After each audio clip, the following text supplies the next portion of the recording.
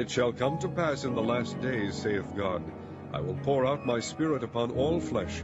Your sons and your daughters shall prophesy, and your young men shall see visions.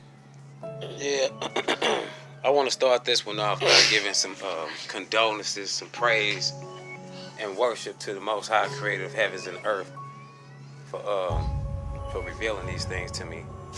You know, most of my life, you know, I hated that I ever seen this stuff, and it seemed like it harmed me more than it hurt me. You know, I'm almost 50 years old now. I'm 47, and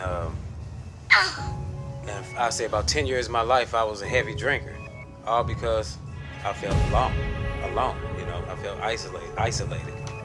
So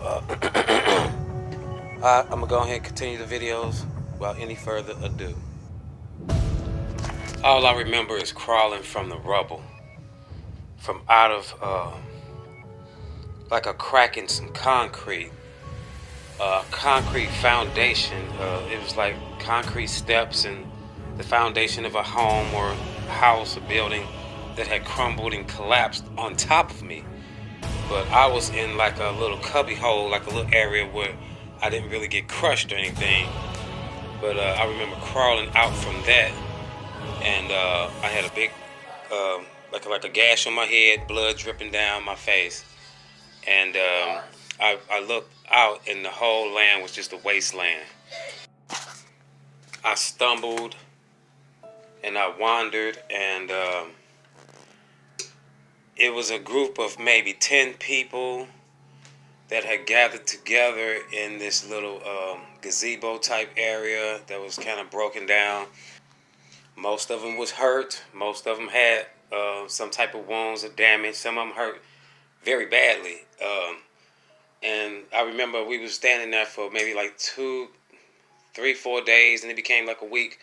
And people, they was trying to bring like food and trying to help each other, but like maybe I say 5 people separated and walked off because this small group of people couldn't even come to terms and with a decision or whatever. I was standing there listening to everything, and I kind of walked off with a person that I clicked up with. Now, take into consideration in this particular vision, open vision, I was talking to a person, I was being spoken to, I was touched, I felt it myself, and I feel like I was in somebody's body who actually is from that time. So that's just my personal opinion on that one.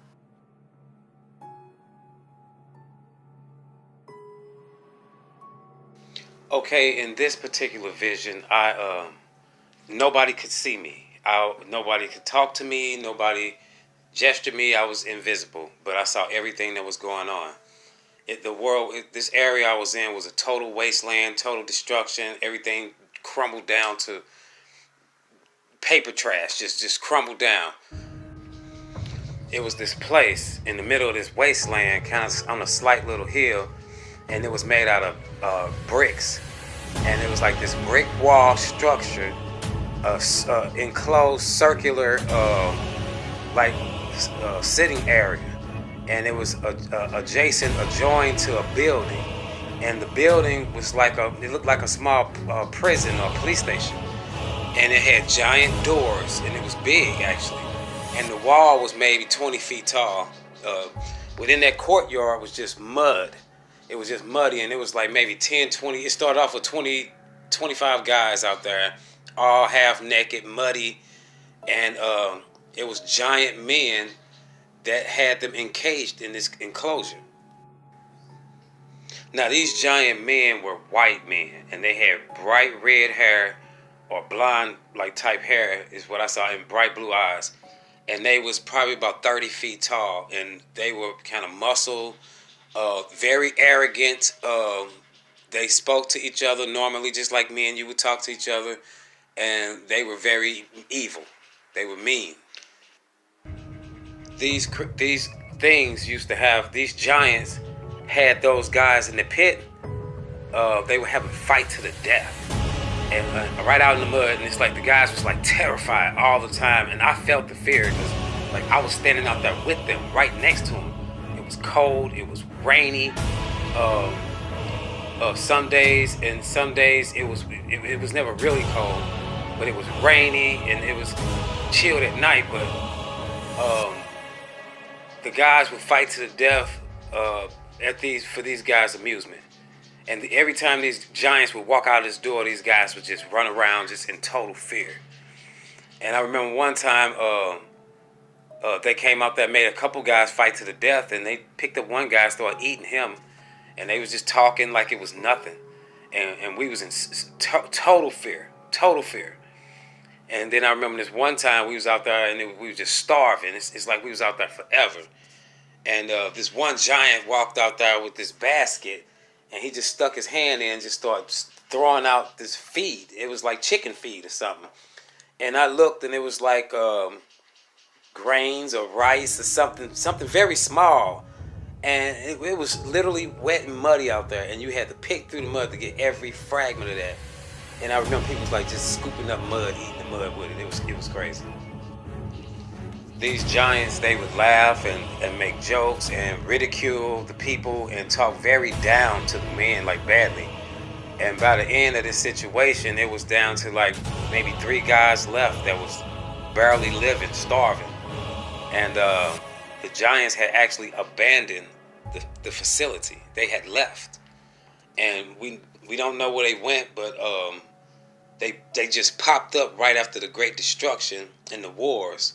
So when men have got killed off the earth from the wars and the Great Destruction and the natural disasters, these guys just popped up after that.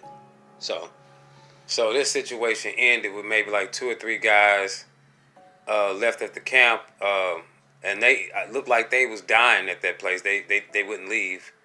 I myself and I think one other guy noticed that they was, the giants was gone, so we could like wandered off. And somehow the brick wall got half torn down. Maybe explosions, I'm not really sure on that, but it just came a time where these giants was gone.